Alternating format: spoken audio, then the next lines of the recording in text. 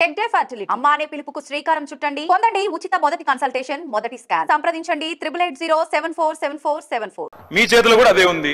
ఏముంది అధ్యక్ష అందులో డేటా?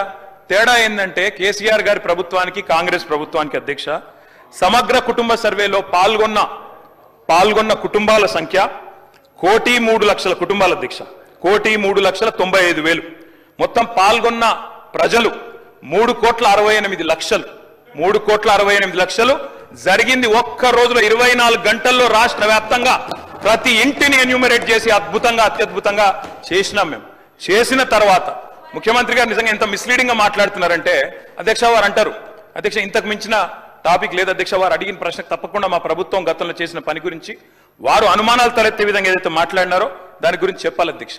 వారు అంటారు అధ్యక్ష బీసీల సంఖ్య అందులో ఎంత అని. ఎస్, ఆనాడు బీసీల సంఖ్య సమగ్ర కుటుంబ సర్వే ప్రకారం 1,85,61,856, 51%.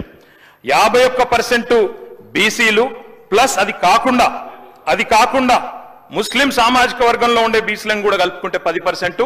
మొత్తం ఆనాడు సమగ్ర కుటుంబ సర్వే ప్రకారం రాష్ట్రంలో బీసీల సంఖ్య 61%. ఈ రోజు రాష్ట్ర వ్యాప్తంగా మేము మాట్లాడడం కాదు అధ్యక్ష, ఇక్కడ మా శ్రీనివాస్ యాదవ్ గారు కరెక్ట్ గా చెప్పినారు. మీ కాంగ్రెస్ పార్టీ ఎమ్మెల్సీ చెప్తున్నాడు బయట, దీన్ని తగలబెట్టండి, ఇంకా గలీజ్గా మాట్లాడింది నా మాట అన్న, తగలబెట్టండి అన్నాడు. దీన్ని తగలబెట్టండి ఈ నివేదికను తప్పుల తడక అని కాంగ్రెస్ పార్టీ ఎమ్మెల్సీ చెప్తున్నాడు, మేం కాదు. రాష్ట్ర వ్యాప్తంగా బలహీన వర్గాల సంఘాలు చెప్తున్నాయి. నోరు తెరిస్తే అబద్ధాలేనా? కుటుంబం అంతా అబద్ధాలు చెప్పే బతుకుతారా అధ్యక్ష? పొద్దున్నే అన్నం తింటారా, అబద్ధాలు తింటారా అధ్యక్ష వీళ్ళు? అంటే అబద్ధాల మీద జిఎస్టీ లేదని చెప్పి ఎంతైనా మాట్లాడతారా అధ్యక్ష? ఈసారి కలిసినప్పుడు మా మహేశ్వర్ రెడ్డి గారిని రిక్వెస్ట్ చేస్తున్నాం, మోడీ గారిని అడిగి అబద్ధాల మీద కూడా ట్యాక్స్ పెట్టండి జిఎస్టీ అని చెప్పి అబద్ధాలకు కూడా జిఎస్టీ వేస్తే కానీ వీళ్ళు అబద్ధాలు మానేటట్లేరు అధ్యక్ష. ఎందుకంటే ఇంత అడ్డగోలు అబద్ధాలు ఏంది అధ్యక్ష? ఎక్కడి విధానం ఇది? అందుకే కులగణన మీద, మాదిగ ఉపకులాల వర్గీకరణ మీద, 30-35 సంవత్సరాల వర్గీకరణ మీద, 100 సంవత్సరాల కులగణన మీద ఉన్న సమస్యలకి మా ప్రభుత్వం శాశ్వతమైన పరిష్కారం చూపించింది. అదే విషయాన్ని గవర్నర్ గారు తన ప్రసంగంలో పొందుపరిచిండు అధ్యక్ష. ఆ విషయాలను ప్రస్తావించిండు. ఇదొక గొప్ప విజయము, ఇదొక సామాజిక పరివర్తన. ఇంత గొప్ప సామాజిక పరివర్తనను నిర్వహించే అవకాశం దేవుడు మాకు మీకు మనందరికి ఇచ్చినందుకు దేవుడికి కృతజ్ఞతతో మనం ఉండాలి. తెలంగాణ ప్రజలకు మనం కృతజ్ఞతతో ఉండాలి. చిల్లర మల్లర రాజకీయాలు చెయ్యొద్దు. ఇవాళ బలహీన వర్గాల లెక్క ఈ కులగణన సామాజిక ఆర్థిక రాజకీయ కులగణన సర్వే తప్పైతే 42% బీసీల రిజర్వేషన్లు రావు. ఆ 42% బీసీల రిజర్వేషన్లను తిరస్కరించడానికే ఈ లెక్క తప్పు అంటున్నారు. తప్పుడు లెక్క ఉంటే రిజర్వేషన్లు రావు అధ్యక్ష. తప్పుడు లెక్క అని చెప్పడంలో కుట్ర దాగి ఉన్నది. ఇక ఒక ఆయన ఏదో మాట్లాడిండు, మీ ఎమ్మెల్సీ అంటుండు. ఆ ఎమ్మెల్సీ మీ గురించి కూడా చాలా మాట్లాడిండు. వాటన్నిటి నిజమైతే ఇది కూడా నిజమని తీసుకుందాం. సేమ్ ఎమ్మెల్సీ మీ గురించి, మీ కుటుంబం గురించి, మీ వ్యవహారాల గురించి సంవత్సరాల నుంచి మాట్లాడుతున్నాడు. అవన్నీ ఒకసారి లైన్అప్ చేసి ఇక్కడ పెట్టి అవన్నిటిని మీరు ఏకగ్రీవంగా ఆమోదించి ఇప్పుడు ఆయన మాట్లాడింది కూడా ఆమోదిద్దాం. ఇక ఆయననే ప్రాతిపదికగా తీసుకుందాం. పరిమితమైన సమాచారంతో, పరిమితమైన అవగాహనతో ఎవరైనా మాట్లాడినా బాధ్యత కలిగిన ప్రతిపక్ష నాయకుడిగా చంద్రశేఖరరావు గారు తప్పు ప్రభుత్వం చిత్తశుద్ధితో చేసింది. సరే, మాకేదో భయం ఉండి మేము పాల్గొనలేదు. మా వివరాలు మేము బయటికి చెప్పం, ఎందుకంటే లెక్క తెలిస్తే సమస్య వస్తుందని. ఏమన్నా లెక్క పత్రాలు, ఆస్తులు ఇవి తెలిస్తే ఆ రోజు రేవంత్ రెడ్డి గారు వద్దు అన్నారు. ఆ రోజు నువ్వు ఎవరిని నియమించినావు వాడికి తెలియదు, వచ్చినోడు ఇంటికి వచ్చినోడు దొంగోడో మంచోడో తెలియదు. ఎవరితో చెప్పించినావు లెక్క చెప్పు. ఇవాళ మొత్తం ప్రభుత్వ ఉద్యోగులు, టీచర్లు, ప్రభుత్వ సిబ్బందితో చేపించి మా బట్టి విక్రమార్క గారు ప్లానింగ్ డిపార్ట్మెంట్ చేయించింది. ఎవరిని పడితే వాడిని ఇంట్లోకి దోలలే. మేం చేసిన దానికి మీరు చేసిన దానికి ఆకాశం అంత అంతరం ఉంది. మేము పక్కాగా పకడ్బందీగా ప్రభుత్వ ఉద్యోగస్తులను పెట్టి చేసినాం. నువ్వు చేసిన వాళ్ళు ఎవరో వివరాలు చెప్పు. 12 గంటలలో ఇన్ని కోట్ల మందిని లెక్కలు రాసుకొచ్చిన వాళ్ళ వివరాలు ఏడున్నాయి చెప్పు. ఇవాళ ప్రతి ఎన్యూమరేటర్ వివరాలు మా బట్టి గారు ఇస్తారు. ప్రతి డేటా ఎంట్రీ ఆపరేటర్ వివరాలు ఇస్తారు. దాదాపుగా 1,40,000 మంది ప్రాసెస్లో భాగస్వామ్యమయ్యారు. 1,40,000 మంది యొక్క వివరాలు ప్రభుత్వంలో ఏ హోదాలలో వాళ్ళు ఉద్యోగాలు చేస్తారో వాటన్నిటినీ మేము చెప్తాం అధ్యక్ష, ఇస్తాం. నువ్వు చేసిన వాళ్ళ వివరాలు చెప్తావా? నువ్వు ఓన్ చేసుకుంటావా? పోనీ ఇప్పుడు సమగ్ర కుటుంబ సర్వే ఏదైతే ఉందో దాన్ని టేబుల్ చేస్తా నేను, ఎస్ ఇది మేము చేసాం ఇది కరెక్ట్ అని చెప్తాడా? మాదిగ ఉపకులాలు తెలంగాణ రాష్ట్రంలో ఉన్నది 59. ఆ సొక్కమైన ఆయన లెక్క చేస్తే 82 కులాలు తేలినాయి. ఏడికెళ్ళి తేవాలి అధ్యక్ష మిగతా కులాలు? ఎవరు తేవాలి?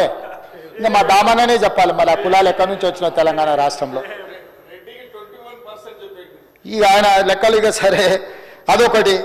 అదేవిధంగా తెలంగాణ సంస్కృతి అధ్యక్ష, ఎప్పుడైనా తెలంగాణ భాష పట్ల, తెలంగాణ సంస్కృతి పట్ల, తెలంగాణ సాంస్కృతికోత్క ఉద్యమం చేసిన వాళ్ళ గురించి ఎప్పుడైనా ఆలోచన చేసిండా అధ్యక్ష? మేం చేసినాం అధ్యక్ష. అందుకే తెలంగాణ ఉద్యమంలో సమిధలైన తెలంగాణ ఉద్యమాన్ని ఉవ్వెత్తున ప్రజలలోకి తీసుకెళ్లిన గొప్ప వ్యక్తులను గుర్తించి ఆ గొప్ప వ్యక్తులైన గద్దర్, గూడ అంజయ్య, బండి యాదగిరి, అందశ్రీ, సుద్దాల అశోక్ తేజ, గోరెట వెంకన్న, పాశం యాదగిరి, ఎక్క యాదగిరి, టి జయరాజులను తామరపత్రం ఇచ్చి ₹1,00,00,000 ఇచ్చి ఒక 300 గజాలు ఒక గుర్తింపు, మేమున్నాం, మిమ్మల్ని గుర్తించినము, ప్రజల కోసం సర్వం త్యాగం చేసిన మిమ్మల్ని తెలంగాణ సమాజం మరవలేదు, ఈ సమాజం ఎప్పటికీ మిమ్మల్ని గుర్తుపెట్టుకుంటుంది అని చెప్పి ఈరోజు వాళ్ళని గుర్తించిన అధ్యక్ష. 10 ఏళ్లలో ఒక్క రోజైనా నీకు మనసు వచ్చిందా వీళ్ళ పేర్లు ఉచ్చరించడానికైనా? అదే గద్దరన్న ప్రగతి భవన్ ఎదురుగొచ్చి కూర్చుంటే గంటల కొద్ది ఎర్రటి ఎండ కూసబెట్టినవు తప్ప లోపలికి అనుమతించినవా? ఇవాళ ఆ గద్దరన్నను తెలంగాణ సమాజ ఉద్ధారకుడి కింద మేము గుర్తించి గద్దర్ అవార్డ్స్ను ప్రకటించిన మా చరిత్రకు నీ చరిత్రకు పోలికేంది, పొంతనేందని నేను అడుగుతున్నా అధ్యక్ష. అదేవిధంగా ఉద్యమంలో అందశ్రీ పాడిన రాసిన గేయం జయ జయ హే తెలంగాణ, తెలంగాణ ఉద్యమాన్ని, తెలంగాణ రాష్ట్రాన్ని సాధించడం ఇంత క్రియాశీలక పాత్ర పోషించింది అధ్యక్ష. 10 సంవత్సరాలు రాష్ట్రీయ గీతంగా ఎందుకు ఆమోదించలేదు అధ్యక్ష వారు పెద్దలు? తెలంగాణ జాతి పట్ల, తెలంగాణ ప్రజల పట్ల, తెలంగాణ కవులు కళాకారుల పట్ల నీ గౌరవమే ఉండుంటే, నిజంగానే తెలంగాణ రక్తం నీలో ప్రవహించి ఉంటే, తెలంగాణ గుండె, తెలంగాణ ప్రజల ప్రతిస్పందన నీ గుండెలో ఉంటే జయ జయ హే తెలంగాణను ఎందుకు రాష్ట్ర గీతంగా నువ్వు తీసుకురాలేదని నేను అడుగుతున్నా అధ్యక్ష. మొదటి సంవత్సరంలోనే జయ జయ హే తెలంగాణను రాష్ట్ర గీతంగా తీసుకొచ్చి అందశ్రీని గౌరవించుకున్న చరిత్ర మాది, మాకు నీకు పోలికేందని నేను అడుగుతున్నా అధ్యక్ష. అదే కాదు అధ్యక్ష, తెలంగాణ తల్లి ఆనాడు తెలుగు తల్లి ఉన్నప్పుడు ఆనాడు మాట్లాడిండు చంద్రశేఖరరావు గారు, ఎవరికి రాయి తల్లి తెలుగు తల్లి అన్నాడైనా మాకు అన్నం పెట్టిందా, మా ఆకలి చూసిందా, మా కడుపు చూసిందా అని.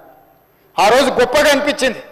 చంద్రశేఖరరావు గారు తెలంగాణ కోసం సర్వం త్యాగం చేసినట్టే ఉన్నాడు, ఇక చూస్తుంటే మొత్తం బయలుదేరిండు అని. తెలుగు తల్లిని తెలంగాణ తల్లి రమా తల్లి, తెలుగు తల్లి కాదు అని మాట్లాడినప్పుడు చాలామంది తెలంగాణ ఉద్యమకారులు బాగానే ఉందనుకున్నారు. కానీ 10 సంవత్సరాల తెలంగాణ తల్లిని తెలంగాణ జాతికి ఎందుకు అంకితం చేయలేదు? ప్రజా పరిపాలన జరిగే సచివాలయంలోకి తెలంగాణ తల్లి ఎందుకు రాలేదు అని నేను అడుగుతున్నా అధ్యక్ష. 10 ఏళ్ళు నువ్వు చెయ్యని పనిని ఈనాడు తెలంగాణ తల్లిని డాక్టర్ బాబాసాహెబ్ అంబేద్కర్ సచివాలయం లోపల ప్రతిష్ఠిస్తే నీకెందుకు దుఃఖము, నీకెందుకు బాధ?